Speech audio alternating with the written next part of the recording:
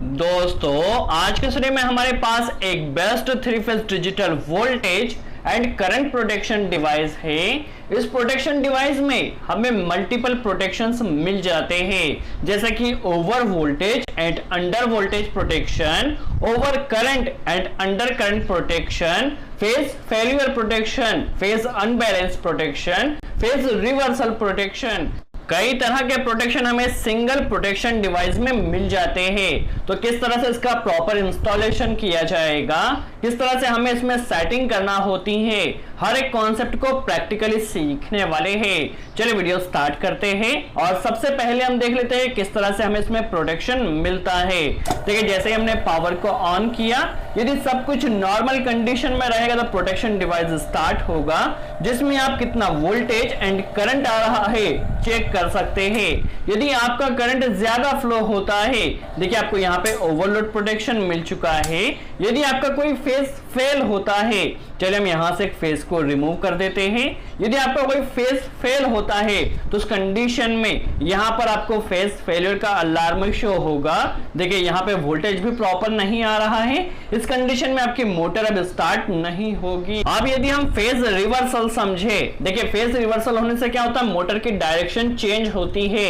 यदि हम चाहते हैं हमें मोटर की डायरेक्शन चेंज नहीं करना है, तो देखिए यहां से हमें फेज रिवर्सल प्रोटेक्शन भी मिल जाता है। यदि कोई दो फेज सीक्वेंस आपस में चेंज हो जाते हैं, उस कंडीशन में यदि हम मोटर स्टार्टर को स्टार्ट करते हैं तो यहां पर देखिए फेज सीक्वेंस यहां पर फॉल्ट शो कर रहा है। उस कंडीशन में फॉल्ट का जो लाइट हमने कनेक्ट किया है, फॉल्ट का लाइट भी ग्लो कर रहा है। देखिए हमारे पास ये जो मोटर प्रोटेक्शन डिवाइस है, ये टेंस इलेक्ट्रॉनिक का TRM30F मॉडल का बेस्ट क्वालिटी का voltage and current protection device है। इस डिवाइस में आपको मल्टीपल प्रोटेक्शंस मिल जाते हैं। चलिए इस डिवाइस के बारे में सबसे पहले हम जान लेते हैं। तो यहां पर देखिए आपको एक नॉब दिया गया है। इस नॉब के जरिए आपको जितना भी करंट सेट करना है यहां पर आप सेट कर सकते हैं, जो कि 0.5 एम्पियर से लेकर 30 एम्पियर तक आपकी जितनी भी रिक्वायरमेंट हो आप सेट कर सकते हैं। देखिए करंट आपने सेट कर दिया। अब यदि किसी वजह से करंट ओवर होता है जो आपने सेट किया है, तो कितने टाइम में आपके प्रोटेक्शन डिवाइस ने ट्रिप होना चाहिए, तो यहां पर आप टाइमिंग भी सेट कर सकते हैं। सबसे पहले आपने करंट सेट कर दिया, अब आप यहां पे टाइमिंग सेट कर सकते हैं कितने टाइमिंग में आपने मोटर प्रोटेक्शन डिवाइस ने ट्रिप होना चाहिए, जो कि 0.1 सेकंड से लेकर 20 सेकंड तक आपको जितना भी सेट करना है कर सकते हैं। यहां पर डिस्प्ले में देखिए आपको लाइन टू लाइन किन्हीं भी दो फेजों के बीच का वोल्टेज शो होगा, प्लस यदि आप यहां पे बटन को प्रेस करते हैं तो तीनों फेजों का करंट भी आपको यहां पर शो होगा। दैट मींस इस डिस्प्ले में आप वोल्टेज एंड करंट वॉच कर सकते हैं। अब यहां पर आपको एक की या बटन दिया गया है।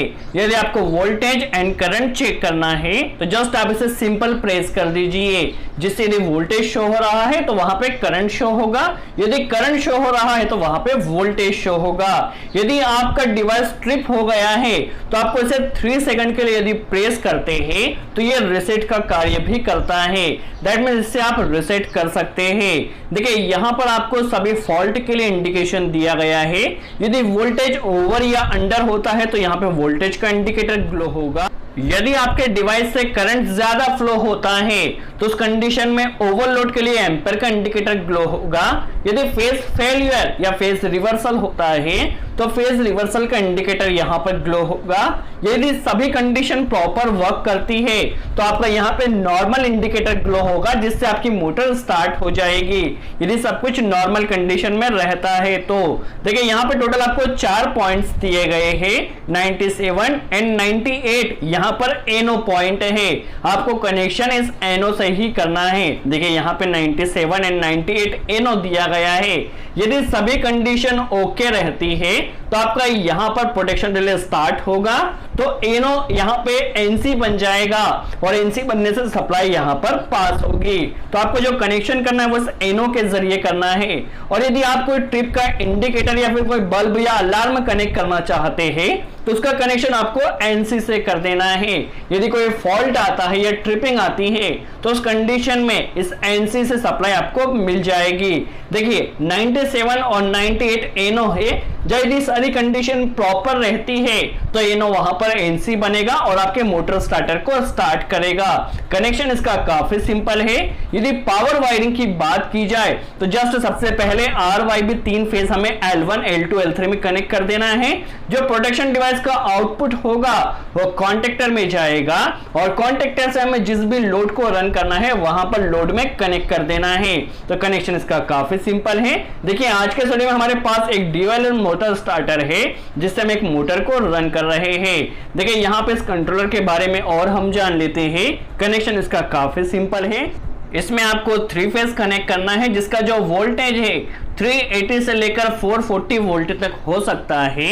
यहाँ पर कॉन्टेक्ट नंबर दिया गया है 97 एंड 98 एनो है, 95 एंड 96 एनसी पॉइंट है और जो आपको ऑक्सिलरी एनो एंड एनसी पॉइंट दिया गया है उससे आप 3 एम्पीयर तक के किसी भी लोड को 250 वोल्ट एसी तक कनेक्ट कर सकते हैं।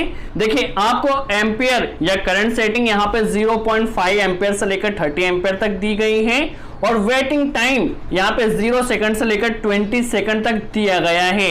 आपको जितनी भी रिक्वायरमेंट हो आप सेट कर सकते हैं और इस प्रोटेक्शन डिवाइस में current asymmetry by default 50% set कर दी गई है।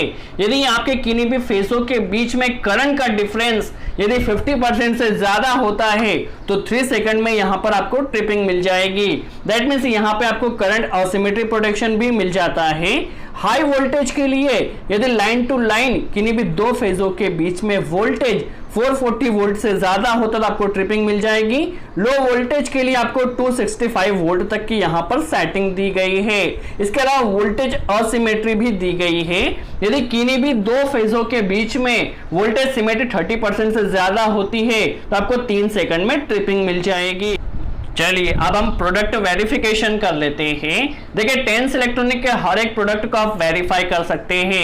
यहाँ पे आप कोड को जैसे ही स्कैन करते हैं ये आपको प्रोडक्ट वेरिफिकेशन सिस्टम पर ले आता है। देखिए प्रोडक्ट वेरिफिकेशन में आप इस प्रोडक्ट का जैसे ही कोड इंटर करते हैं तो ये आपको बताता है जो प्रोडक्ट है वो टेंस इलेक्ट्रॉनिक द्वारा ही बनाया गया है या फिर डुप्लीकेट है। देखिए यहाँ पर शो कर रहा है product is original TRM30F model. तो इस तरह से आप टेंस इलेक्ट्रॉनिक के किसी भी प्रोडक्ट को वेरीफाई कर लेते हैं। सबसे पहले हम सेटअप समझ लेते हैं। ये हमारे पास एक मोटर स्टार्टर है प्लस ये पावर एमसीबी और एक कंट्रोल एमसीबी है। ये हमारे पास पुश बटन है जिसके जरिए हम स्टार्टर को स्टार्ट करने वाले हैं और एक इंडिकेटर हमने यहाँ पे बल्ब कनेक्ट किया है। यदि कोई भी फॉल्ट आता है तो इंडिकेटर ने ग्लो होना चाहिए। अब किस तरह से प्रॉपर कनेक्शन किया जाएगा समझ लेते हैं। सबसे पहले हम इसकी पावर वायरिंग समझ लेते हैं। तो पावर वायरिंग के लिए देखिए आपको RYB जो 3 फेज है सबसे पहले आपको मोटर प्रोटेक्शन रिले में कनेक्ट कर देना है और फेज सीक्वेंस चेंज नहीं होना चाहिए, इसको आपको ध्यान रखना है। देखिए हमने RYB सबसे पहले कनेक्ट कर दिया है। अब इस प्रोटेक्शन डिवाइस का जो भी आउटपुट होगा उस RYB को हमें कॉन्टेक्टर में कनेक्ट कर देना है। देखिए यहां से हमने T1, T2 एंड T3 से सेम फेज सीक्वेंस में RYB ले जाकर कॉन्टेक्टर में इनपुट टर्मिनल पर कनेक्ट कर देना है। देखिए भाई हमारे पास यहाँ तक सप्लाई आ चुकी है। देखिए चूंकि हमारे पास ये जो प्रोटेक्शन डिवाइस है इसमें हमें ओवरलोड प्रोटेक्शन ऑलरेडी मिल रहा है तो यहाँ पर हमें ओवरलोड रिले कनेक्ट करने की कोई रिक्वायरमेंट नहीं है। तो यहाँ से हम इस ओवरलोड रिले को रिमूव कर लेते हैं क्योंकि आपको जो भी ओवरलोड प्रोटेक्शन है वो डायरेक्टली इस प्रोटेक्शन डिवाइस से मिल जाएगा। अब देखिए यहाँ से कॉन्टेक्टर का जो आउटपुट है उसे ले जाकर हमें सबसे पहले मोटर में कनेक्ट कर देना है। जो भी लोड है उसमें कनेक्ट कर देना है बट फेज सीक्वेंस सेम रहना चाहिए। देखिए यहां से RYB सेम फेज सीक्वेंस में हम मोटर में 3 फेज कनेक्ट कर देते हैं जो कि हमारे पास 3 फेज इंडक्शन मोटर है। चलिए अब किस तरह से कंट्रोल वायरिंग की जाएगी समझ लेते हैं। सबसे पहले देखिए हमारे पास इस कंट्रोल एमसीबी में न्यूट्रल हम कनेक्ट कर लेते हैं। न्यूट्रल हमें इस बल्ब में और कॉन्टेक्टर में कनेक्ट करना है। तो यहां से देखिए न्यूट्रल के लिए हम बल्ब का एक वायर और यहां से कॉन्टेक्टर में न्यूट्रल कनेक्ट करने के लिए कनेक्टर कनेक्ट कर लेते हैं। कनेक्शन काफी सिंपल है, आप केयरफुली वॉच कीजिए। देखिए न्यूट्रल यहां से ले जाकर कॉन्टेक्टर के A1 सिरे पर कनेक्ट कर देना है। देखिए न्यूट्रल हमारे बल्ब में भी आ चुका है और कॉन्टेक्टर में भी आ चुका है। अब फेज लेना है तो कंट्रोलिंग फेज आप कोई भी एक फेज ले सकते हैं। देखिए यहां से हमने R फेज ले लिया है। इसे हमने कंट्रोल एमसीबी में कनेक्ट कर देना है। आप कोई भी कंट्रोलिंग फेज ले सकते हैं, इससे कोई मतलब नहीं है। देखिए यहां से हमने एक फेज लिया है और इसे कंट्रोलिंग के लिए कंट्रोल एमसीबी में कनेक्ट किया है। कंट्रोल एमसीबी का जो आउटपुट होगा उसे ले जाकर सबसे पहले जो प्रोटेक्शन डिवाइस का NO पॉइंट है यहां पर कनेक्ट कर देना है, ताकि कोई भी फॉल्ट आता है, overload, over voltage, under voltage, phase failure, तो यहां से हमारा प्रोटेक्शन डिवाइस ट्रिप हो जाएगा, जिससे हमारे मोटर सेफ हो जाएगी। सबसे पहले से 97 में कनेक्ट किया है, 98 इसका NO का आउटपुट सिरा है। अब यहां से ले जाकर सिंपल सा हमें ड्यूअल स्टार्टर बना देना है, जिस तरह से हम ड्यूअल स्टार्टर बनाते हैं। देखिए यहां से आउटपुट हमारा जो आया है, हमारे पास स्टॉप NC एलिमेंट में कनेक्ट किया है। NC एलिमेंट का जो आउटपुट होगा उसे ले जाकर हमें NO एलिमेंट में कनेक्ट कर देना है। सिंपल सा हमें यहाँ पे ड्यूअल स्टार्टर बनाना है। तो कंट्रोल वायरिंग में जो हमारा कंट्रोल फेज है उसे सबसे पहले हमें प्रोटेक्शन कंट्रोलर के NO पॉइंट में कनेक्ट करना है। अब देखिए जैसे ही इस NO एलिमेंट को प्रेस किया जाएगा हमारे कॉन्टेक्टर ने ऑपरेट होना चाहिए। तो कॉन्टेक्टर के A2 टर्मिनल पर इसे हम कनेक्ट कर देते हैं। देखिए जितनी देर के लिए हम पुश बटन प्रेस करेंगे उतने टाइम के लिए हमारा कॉन्टेक्टर ऑपरेट होगा। यदि हमें इसे परमानेंटली ऑपरेट करना है तो इसमें हमें होल्डिंग सप्लाई कनेक्ट करना होगी। तो होल्डिंग के लिए देखिए हमने कॉइल से A2 से एक कनेक्टर लिया है और इसे NO में कनेक्ट कर दिया है। जिस तरह हम हमेशा होल्डिंग कनेक्ट करते हैं उसी तरह से होल्डिंग कनेक्ट करना है। होल्डिंग सप्लाई या तो आप NC के आउटपुट से ले सकते हैं या NO के इनपुट से ले सकते हैं। तो देखिए NC के आउटपुट से हम एक कनेक्टर यहां पर कनेक्ट कर लेते हैं। देखिए होल्डिंग सप्लाई यहां से हम ले लेते हैं NC के आउटपुट से। देखिए NC के आउटपुट से जो कनेक्टर कनेक्ट किया उसे ले जाकर होल्डिंग के लिए जो देखिए कॉन्टेक्टर में जो NO जीरो है 13 नंबर पॉइंट, इसमें हमें कनेक्ट कर देना है। देखिए हमारा कंप्लीट कनेक्शन यहाँ पर हो चुका है, हमारा स्टार्टर कनेक्शन भी हो चुका है। अब जस्ट हमें यहाँ पे फॉल्ट अलार्म के लिए एक बल्ब कनेक्ट करना है या इंडिकेटर कनेक्ट करना है। तो देखिए जो हमारे पास फेज सप्लाई आई थी जो कि 97 में आई थी, यहीं से एक कनेक्टर हमें लेना है और इसे NO में कनेक्ट कर देना है। दैट मीन्स NO और NC में कंटिन्यू सप्लाई आ रही है। देखिए इसे NC में कनेक्ट कर दिया है। कोई भी फॉल्ट आने पर यहाँ पर देखिए जो हमारा बल्ब हम कनेक्ट कर रहे हैं इंडिकेटर, जैसे ही कोई फॉल्ट आता है हमारा स्टार्टर स्टॉप होता है तो NC से सप्लाई पास होगी और हमारे इंडिकेटर को ग्लो करेगी। तो इंडिकेटर का कनेक्शन भी हमने यहाँ पर कर दिया है। अब किस तरह से इसकी वर्किंग हो रही है हम समझ लेते हैं। जैसे आप इसे स्टार्ट करते हैं तो 2 सेकंड के लिए आपको देखिए यहाँ पर कितनी करंट सेटिंग है और डिले टाइम कितना सेट किया है शो करता है। एक बार फिर से देखते हैं। जैसे ही स्टार्ट किया देखिए 7.5 एम्पियर सेट किया है और 2 सेकंड के लिए इसे हमने सेट किया है और 1 सेकंड बाद हमारी जो डिस्प्ले है वो proper voltage and current show करती है। देखिए अब यहां से हम कंट्रोल एमसीबी को ऑन कर देते हैं। देखिए सभी नॉर्मल कंडीशन में तो नॉर्मल इंडिकेटर यहां पर ग्लो कर रहा है। यदि हम इसे स्टार्ट करते तो हमारी मोटर यहां पर स्टार्ट हो चुकी है। जो करंट शो कर रहा है वो 1.6 एम्पियर 1.7 एम्पियर शो कर रहा है। देखिए यहां से यदि हमें वोल्टेज वॉच करना है, वोल्टेज कितना आ रहा है, तो VA बटन को हमें प्रेस करना है। यहां से देखिए हमें वोल्टेज भी शो हो जाएगा। देखिए तीनों फेजों के बीच का वोल्टेज हमें यहां पर शो हो रहा है। चलिए अब हम इसकी टेस्टिंग कर लेते हैं। अभी हम सबसे पहले क्या करते हैं, करंट की जो रेटिंग है उसे कम कर लेते हैं। देखिए अभी 1.6 एम्पियर करंट हमारी मोटर के द्वारा लिया जा रहा है। यदि हम इससे कम करंट सेट करते हैं तो देखिए यहाँ पे ट्रिपिंग आ चुकी है और ट्रिपिंग के साथ साथ हमारा बल्ब भी ग्लो हो चुका है।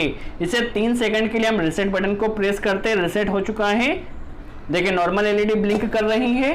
अगेन जब इसे स्टार्ट करते तो देखिए अगेन स्टार्ट हो चुका है। देखिए यदि हमने जो करंट सेट किया उससे कम होता है तो 2 सेकंड में यहां पर अगेन ट्रिपिंग आ चुकी है। तो हमने देखा किस तरह से ओवरलोड प्रोटेक्शन मिल रहा है। तो आपकी जो मोटर का फुल लोड करंट है आपको उसको हल्का सा ज्यादा सेट कर देना है। देखिए मोटर का फुल लोड करंट कितना है 1.5, तो इसे हम 2 एम्पियर पर सेट कर देते हैं। देखिए 2 एम्पियर पर सेट कर दिया है। हमारी मोटर अब प्रॉपर वर्क करती है।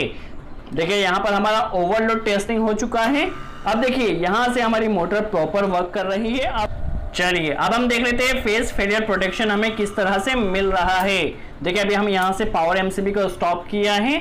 यहां से हम एक फेज को रिमूव कर देते हैं।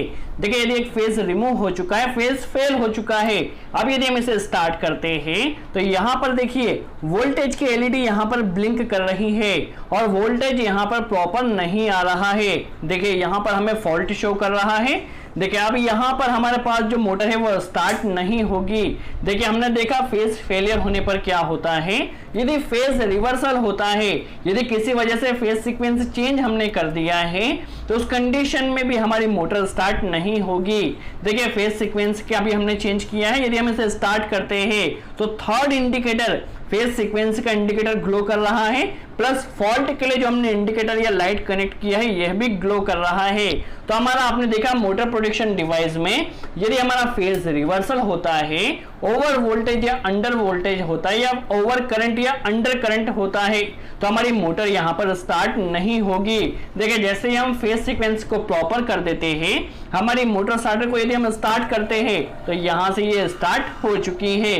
तो इस तरह से आप मोटर कंट्रोल एक 3 phase digital voltage and current protection device के जरिए किसी भी लोड को रन कर सकते हैं। आई होप आपको क्लियर हुआ हो किस तरह से इसका प्रॉपर इंस्टॉलेशन किया जाता है। यदि आप इस प्रोडक्ट को परचेस करना चाहते हैं तो डिस्क्रिप्शन में कॉन्टेक्ट नंबर मिल जाएगा, जिस पर कॉन्टेक्ट कर आप डायरेक्टली इसे परचेस कर सकते हैं। आई होप आपको वीडियो अच्छा लगा हो। वीडियो कैसा लगा कमेंट्स में जरूर बताएं, कोई डाउट हो तो कमेंट्स में जरूर पूछे।